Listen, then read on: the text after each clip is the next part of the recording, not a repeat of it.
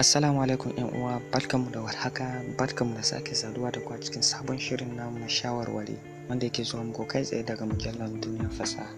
Insha Allah yau za mu ɗan yi jawabi ne akan abubuwan da ke sa mace ta fita daga zuciyar mijinta. A hakikanin gaskiya suna da yawa, amma ga kaɗan daga ciki. Abu na farko, riko. Riko shine idan aikata maka wani laifi ka bar abin a ranka ba tare da ka yafe ba.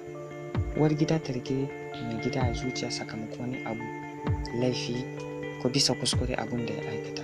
Duk sanda namiji ya miki wani abu yana sani ko bai sani, to ki samu wani lokacin da yake cikin nutsuwa, yake cikin farin ciki, yake cikin nishaɗi, ki nuna masa cikin tausassan harshe, misali mai gida ko kuma wane kai min kaza amma gaskiya ban ji daɗin abin da ka aikata ba, ni na san insha Allah zai yarda zai ɗau wannan kuskuren kuma bare ya sake aikata ba da izinin Allah.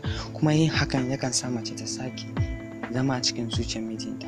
Abu na biyu, yawan mita. Wannan yana ɗaya daga cikin manyan ɗabi'un mata na wannan zamani. Yawan mita, duk mace da take da yawan mita in an yi mata abu baya wucewa ta hanyar maimaitawa ko kuma ɗan kuskure ya faru ta hanyar maimaita abun da ya wuce, to yin hakan yana sa mace ta fita daga zuciyar mijinta. Abu na uku, fushi. Duk mace mai yawan yin fushi dan an ɗan samu saɓani da mai gida, mafi yawanci da namiji dan kwa sami ɗan saɓani, to lokacin da ya dawo suka samu waɗansu sukan sake dawo da fushi ko kuma su ɗaure fiska. So yin hakan yakan sa mace ta fita daga zuciyar mijinta, ya ji kwata-kwata baya ƙaunarta. Sai sa irin wayannan ɗabi'un yakan sa maza su fita suna zuwa suna neman wasu matan da suke waje. So abu na uku kuma shine rashin iya girki. Matsalar mata. Girki wani ginshiki ne na sinadarin zama aure. Rashin iya yin shi yana kawo matsala tsakanin mai gida da uwar gida. Idan dai har baya samun jin daɗin abinci da uwar gida take yi, har ya ci abinci da zai ci na waje ya fi na gida daɗi. Misali ta faru domin yana rage wa uwar gida daraja iya girki, yana sa mai gida ya so uwar gidansa. Idan mai gida ya wadata iyalinsa da abinci, to ya kamata uwar gida tsaya tsayin daka wajen ganin ta iya salo-salo na sarrafin abinci.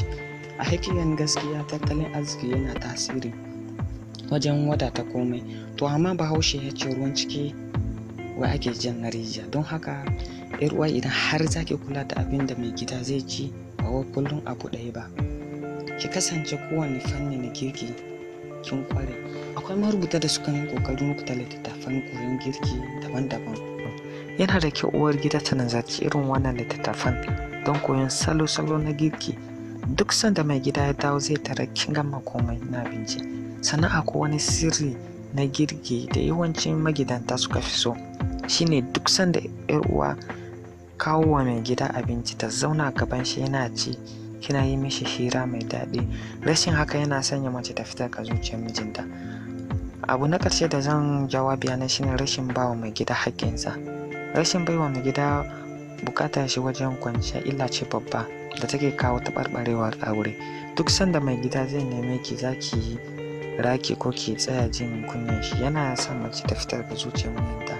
Amma in har mace za ta zama mai juriyar bukatar mijinta tare da rashin gajiyawa, ko tana so ko ba ta so, kar ta yadda ya gane ko da tana cikin halin period ne. Akwai hanyoyin da dama da za ta bi wajen gamsar da shi.